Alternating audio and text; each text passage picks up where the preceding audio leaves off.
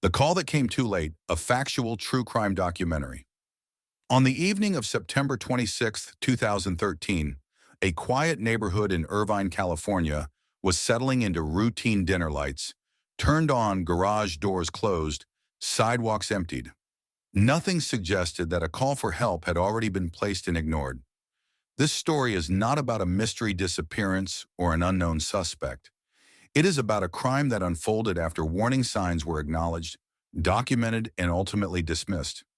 The victim was a young woman described as intelligent, cautious, and methodical. She trusted systems, she followed rules. She believed that asking for help would lead to protection. That belief would prove fatal. Months before the crime, she reported escalating harassment and stalking to local authorities. She provided messages, timelines, and names. Officers took reports, advisories were given, files were created, but urgency never followed. The suspect was not a stranger. He was known, identified, and repeatedly reported. His behavior showed fixation, persistence, and entitlement, the classic markers of escalation. Yet each incident was treated independently rather than cumulatively. Friends urged caution. They suggested restraining orders, relocation, heightened vigilance. The victim complied. She altered routines, changed locks, avoided public spaces. But avoidance is not protection when the threat continues. Police visits became procedural. Officers listened, took notes, and left. The absence of immediate violence reduced priority.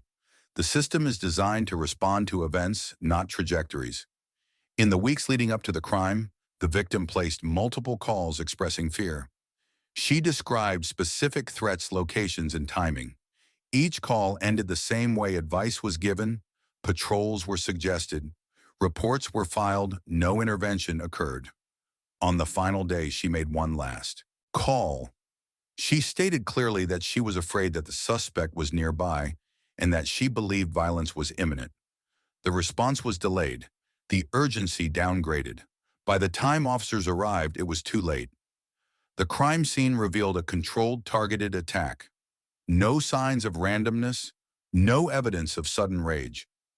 This was the endpoint of a process, not a moment of impulse. Investigators would later confirm what the victim had already told authorities.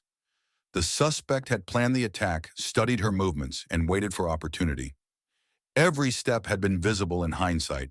This case would ignite debate about how threats are assessed, how patterns are weighed, and how systems decide whose fear is credible. 15 minutes into this story, one truth is unavoidable. The victim did everything she was told to do, and it was not enough, as investigators pieced together.